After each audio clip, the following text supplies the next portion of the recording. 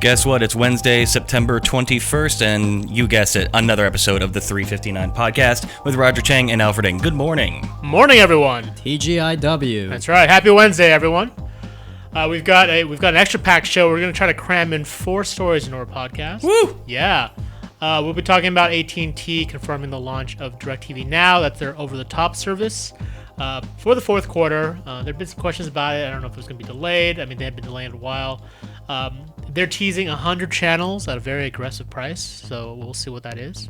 We're also talking about a story that Alfred wrote on also on AT&T, testing out a technology called AirGig, which I think will deliver super fast internet speeds across the power line. So they've tried to do this before, and we'll see if this is where it actually work out. I think Google's Allo messaging service launched today. We'll be talking a little bit about that and why the world needs another messaging service, even from Google, which has way too many already. They don't. And then lastly, we're going to end with something fun. We're going to be talking about the Hyper Adapt 1.0. Those are the Nike shoes inspired by Back to the Future Part 2. I'm excited. It's all about the look.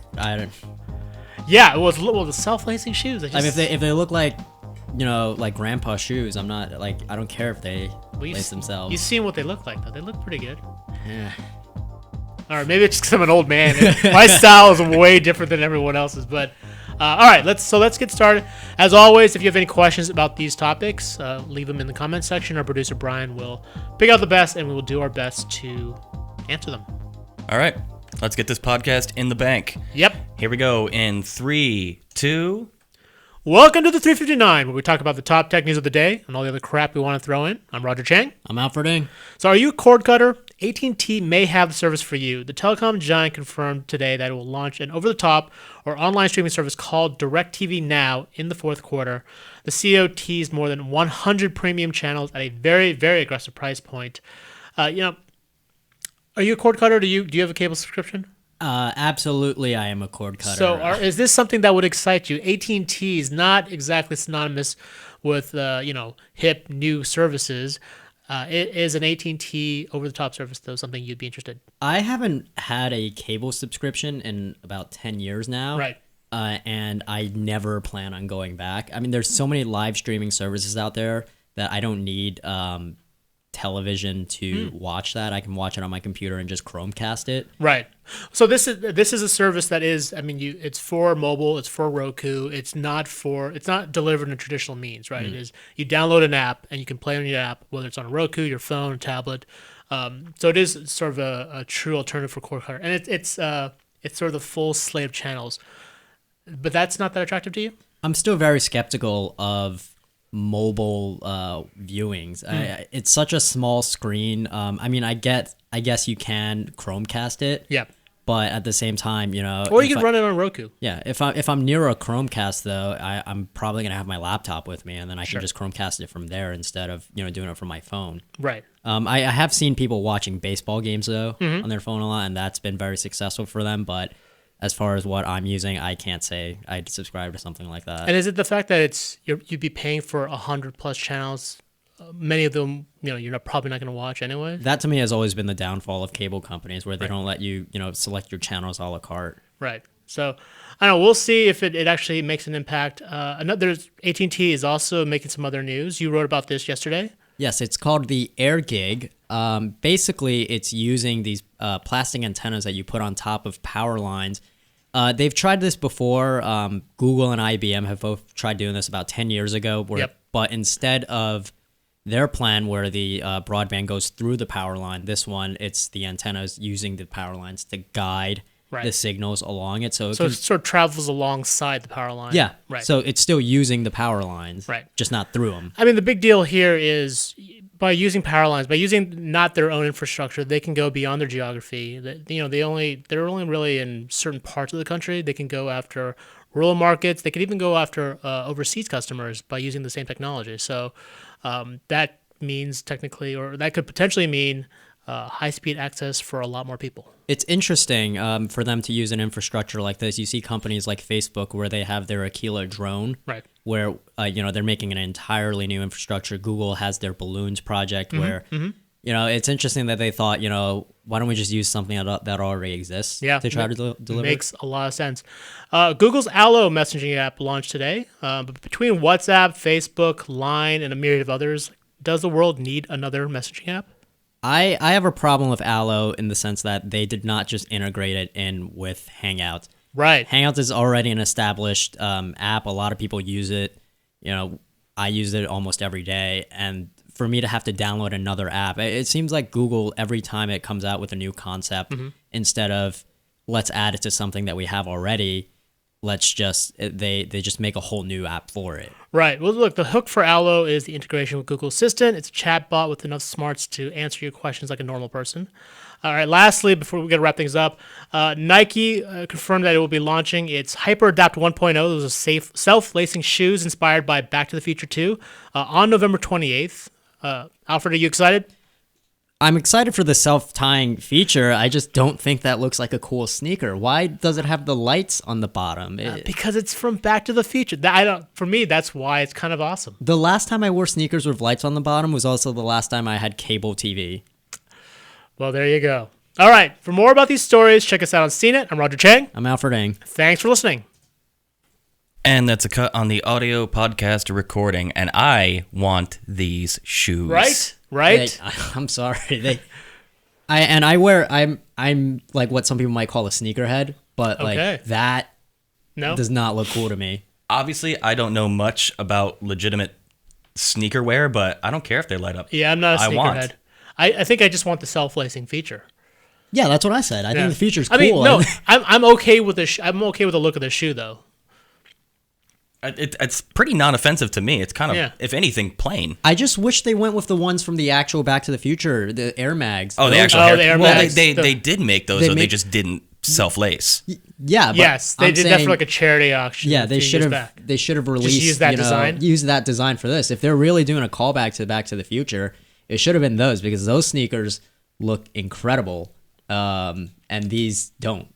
Just wait. At some point, there'll be another movie anniversary, and they'll do the whole shebang that way. So we've got the actual Air Mags that don't self-lace, and now we have Nike's self-lace just because they want to own that gimmick, I guess. Yeah. Someday, those two will meet. We'll see. I mean, I still think they're pretty attractive, glowing shoe or not. I want to see how the glowing part works. Does it like glow when it self-laces? Is it constantly lit, or how does that work? Also, do you have to charge your shoes now? Yes, you do. Apparently, you've got to charge your shoes every 2 weeks. That's ridiculous. Well, it's powered. If it self-laces, it's got to use power, so it's got to be charged, right? We're gonna get to an age where we're gonna have to charge everything. Yes. That's what wireless charging is for. It's gonna save. We're just gonna put our shoes and our phones all in the same wireless charging pad. It'll be fine. There's a really good meme joke thread, something from Reddit I saw, where it's like, my friend came over one night and asked if he could use my USB port to charge his cigarette, but I was using it to charge my book. The future is stupid. One time when I was that's not even an exaggeration. That's No. actually, yeah. I once saw a guy charging his e-cig on his laptop. Oh. And at first I thought he was like downloading something on Software update for your e-cig. Oh yeah. It actually also runs iOS 10. It's just, Anyone out there charge something weird or anticipate what's the next thing we're going to have to add to our charging repertoire? We want to know. Also, anyone out there want to get the shoes? Let's all go in together, because we're probably going to have to chip in all of our money to get one pair. That's the real hook there. Like, how much are these things going to cost? I think they'll be pretty cheap. Think so? No, I don't know, man. It's like they're going to position it as new technology. Technology is never cheap. If anything, it might be released on a limited sale, and then a bunch of people are gonna resell it for much higher. I mean, that's what they did with the limited release of the Air Mags. Well, the Air Mags cost how much though? Those were a fortune. Yeah. As a collector item. Yeah, it was a limited release. No, but I don't think that this is going to be a cheap shoe. Yeah. Remember when they did the Pepsi thing too? That was, I think, last year. Yeah, and it was like $20 a bottle or something crazy like that. Yeah. I mean, it's a collector item. If you drank that, you're stupid. Yes. Because it's just Pepsi. Also, it's Pepsi. This coming from the guy who downs like 4 cans of seltzer in like the span of a show. Healthier than Pepsi? Not much. Not much, according to recent studies. Debatable. Robert is asking about kinetic charging. Wouldn't that be kind of an interesting feature to see if the shoes could charge our other devices or charge themselves? Like watches back in the day. Bingo. Yeah. That actually makes a ton of sense. How is that not native? That's why I thought they didn't need to be charged, but I guess not. I wonder if that thing does it have a micro USB port or maybe a? I don't think any of Maybe the it's got photos a show if wait, it does does. that It's mean got a that they're lightning. not It's got a waterproof lightning then? port actually. Does that mean that these shoes aren't waterproof if you have to charge them? Not necessarily. I mean, your iPhone's waterproof Yeah, now, so now it is, but- nowadays, I don't. That's a really good question. I don't. I was thinking back to the Hyper Dunks that LeBron had. He had a pair of smart shoes a few years back, but it was like a sensor that was in the sole. That was waterproof. That was pretty water resistant. So I don't know. I can't imagine this one isn't waterproof. If it starts raining, you're like, I gotta take my shoes off. My shoes are gonna It's not blow up. work. Yeah. By Samsung. Samsung sneakers. Oh, they're just gonna take that for Never let it go. Never Yeah. let it go. How about solar powered phones? Solar powered phones. I feel like that would not be that practical. Aren't there? I mean, there's solar batteries out there, right? are. There's solar little dongles, chargers. essentially. Yeah, exactly. Problem is they don't collect energy fast enough for your phone. Like Yeah, you you have need to a sit larger there- surface area to do the trick. Right, and for the ones that are portable enough, it takes hours upon hours for it to actually work. And so to embed solar panels into a phone, even if it was a large phone, it would take days for that phone to fully charge. We've actually, to plug our road trip package, I mean, our reporters went out to a bunch of these refugee camps. Solar chargers are a main source of power for a lot of these refugees. Yeah. And the issue is like they could get maybe a 5% charge from that thing after a little while, and then someone else has got to come in and use a charge. But it's not very efficient. Hassan is in school right now, and he's not supposed to be watching Nice. YouTube. Rebel, I love it. Hassan, you are a kindred spirit. We salute you. Good luck, and enjoy detention tonight. There you go. What school do you go to? Yeah, Hassan, where are you? We're not going to report you, but should be learning instead. Yes. Well, hopefully He's we're learning. teaching you He's something. learning valuable lessons about Sneakers. Yeah, fashion, the right kind of fashion. Good. Well, we're happy to have you. Yes. What else? Cord cutting. Let's talk cord cutting. We always talk cord cutting. Yeah, I mean, look, cord cutting is a favorite subject of mine. I was a cord cutter for a while, but actually, once I moved when I moved to the burbs, I ended up buying like a full package of Verizon Fios services. I'm pretty sure once like my 2-year promotional rate comes up, I will be a cord cutter again. Now that they're putting sports on Twitter, there's no reason. Yeah, There's not much left to keep you on cable. Now I've just realized I don't even watch my TV all that often. I mean, I spend most of my time, if I watch stuff, it's on my phone or my tablet, and it's usually via like HBO Go or Netflix. It's just, I don't watch traditional TV all that much. yeah, I don't know if I exactly count as a cord cutter only because I have an antenna, like one of those. Oh yeah, I have yeah. like a Mohu Leaf kind of thing. So I had the same deal when I was in the city. I didn't pay for any subscription TV service, but I did have an antenna that got me at least the basic channels. Yeah. So I watch the Olympics and sports. That's pretty much all I need. Yeah, that antenna actually covers you for a decent amount of sports. You're pretty good, and that's free if you can get reception. Yeah. In the city, that can be a tricky thing. Yeah, that's kind of what I go through. Yeah. It was great in my old apartment, but my new one, there's like a tree that blocks PBS for me. So it's very unfortunate. Is it a Trump tree? It's got a misshapen top. It's just The leaves are always orange. yeah. Public broadcast is a bane on the tax dollars. And has anyone tried Allo, like firsthand I here? haven't tried it firsthand yet. I am interested in chatting with the chat bot and seeing if Google Assistant is as human as they're pushing it to be. I think the chatbot feature is great because it's basically real time fact checking on people where they say something and then I can just do at Google and then you're wrong and this is why.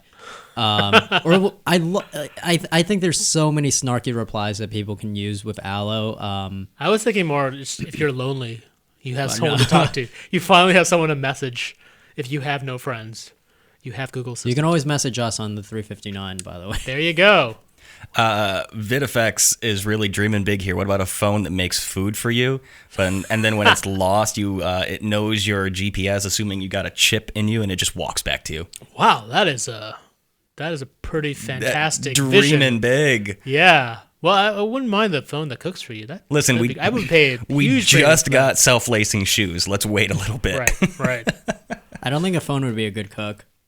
Probably not. I don't know. Probably better cook than me. It's like I'm chopped terrible. That's bone fair. edition. I'm terrible. Let's put some money down. Let's take bets on how long Allo will last before we wrap this up. How long will Allo be out there before it goes the way of the wave? I think it'll be around for a while, just because of Google Assistant. Google has, I think they're betting a lot on this AI. There's this battle of chatbots or battle of bots going on between all these other companies. So if they want to keep Google Assistant relevant, they're going to want to keep pushing Google this. They're going to push Google Home. They're going to push everything that uses Google Assistant. And so I think for that sake, they'll try to keep it relevant. They'll try to keep, I think, they'll start moving services into it, or they'll start prioritizing Allo. They'll find ways to make it relevant. The other ones have been kind of an experiment. I mean, Hangouts is successful, but yeah, I mean, I think it'll be around for a while. I mean, eventually that technology can be repurposed, though. The AI is its own thing. Whether Yeah. Allo itself lasts in its encapsulated form Right. as you know Maybe it. it gets folded into Hangouts. We'll Yeah, see. I think that's probably more likely. They just keep the Google wall is just covered in crap that they've thrown to see what sticks. That's how they operate. Yeah, they've got the money to do it. And we wish you the best, VidFX. He says, thanks for the inspiration. This is what I'm planning to do when I graduate. We are rooting for you. The phone that cooks food for you. Yep. Yes. I want to see it. Do it, man. I'm serious. That's inspired. That's Kickstarter fodder right there. Oh yeah. I don't know anybody who wouldn't want that. We would spill some serious ink The on phone that that phone. makes potato salad. Yes. Oh my God. Yes. Let's just combine all the media Full together. circle. Yes. Full circle. All right, that's probably a good place to wrap it Yeah. up for the day. All right. Thanks for listening, everyone. If you liked anything you saw or heard here, check us out on CNET. Our podcast is also available on iTunes, Google Play, SoundCloud, Feedburner, and TuneIn. See y'all tomorrow. See you.